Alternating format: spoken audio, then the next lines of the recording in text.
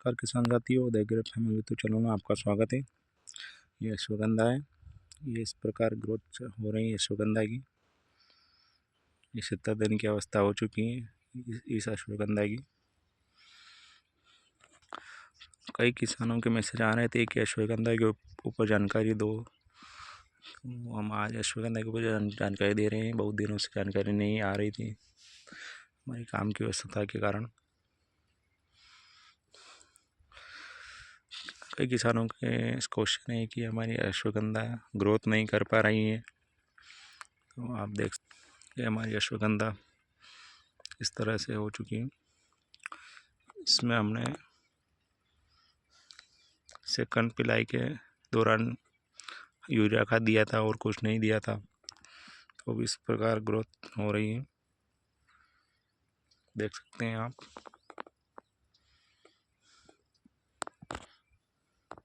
अभी बादल भी हो चुके हैं, मौसम बहुत ख़राब हो रहा है, तो अश्वगंधा में बीमारी की समस्या आएगी, पीलासपन की और काली मस्सी की समस्या भी आएगी, तो हमें उस पर भी ध्यान देना पड़ेगा। ये आप देख सकते हैं कहीं कहीं पीलासपन भी आ रहा है अश्वगंधा में। इस तरह से खरपतवार की तरफ खरपतवार से भी आता है। हमने अभी खरपतवार निकाल लिया है मजदूरों की सहायता से, और खरपतवार को पूरा खेत से बाहर निकाल रहे हैं। और खरपतवार को खेत से बाहर निकालना ज़रूरी है, वो क्योंकि वो भी एक फंगस पैदा करता है। क्योंकि ओस गिरती हैं पानी पिलाने के बाद, ओस ज़्यादा गिरती हैं खेत में ओस रात में, तो फिर उससे फफूंद ज़्यादा फैलती हैं फसल में। इसलिए हमें खरपतवार को भी बाहर निकालना ज़रूरी होता है।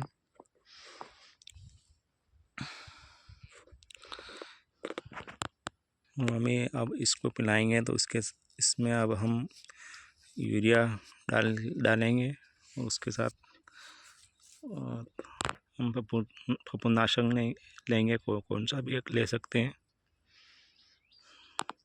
और उसमें एक कीटनाशक लेंगे। जड़ में कीड़े की समस्या आ रही है, ताकि बाद में नहीं आए, वो भी कीटनाशक डालना भी ज़रूरी है।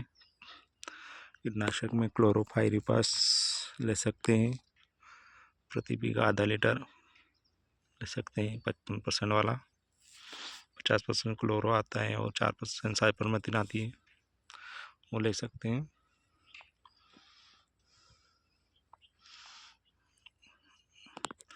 और उसमें हम कार्बोनाम मैनकोजेब भी ले सकते हैं, वो सस्ता रहता है फफूंदनाशक के लिए। अंदर से ज़मीन के अंदर फफूंदनाशक होगी तो वो खत्म कर देगा,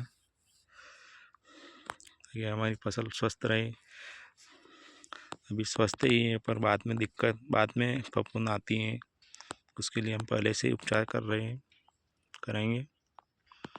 और कई किसान बोल रहे हैं हमारी अश्वगंधा ग्रोथ नहीं कर रही, तो ग्रोथ तो करती है अश्वगंधा, समय लेती है। पहले के 30 से 40 दिन ग्रोथ बहुत कम मात्रा में करती है, 40 दिन के बाद ग्रोथ करना चालू होती है इसमें।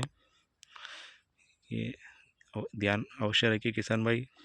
कई नए किसान हैं जो बोल रहे हैं कि हमारी अश्वगंधा ग्रोथ नहीं कर पा रही, तो उसके लिए उनके खेत के ऊपर भी निर्भर रहता है।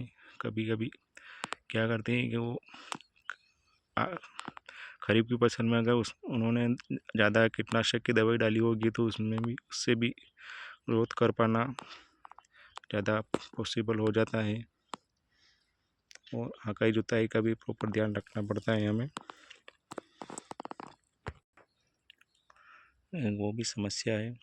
और एक कीट की समस्या भी आ रही है अभी इस साल ज़्यादा। कीट खड़ी फसल अश्वगंधा सूख रही है, तो उसकी वजह से भी ज़्यादा अश्वगंधा की ग्रोथ में भी प्रॉब्लम आती है। तो आप पानी पिलाते समय अश्वगंधा में कीटनाशक अवश्य डालें। ज़मीन के अंदर डालना ज़रूरी है।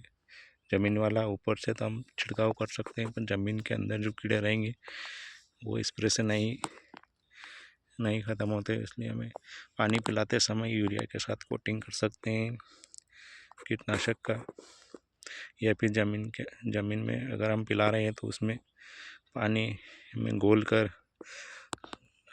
खेत के मान से हम पानी को घोल कर उसमें कीटनाशक दवाई दे सकते हैं।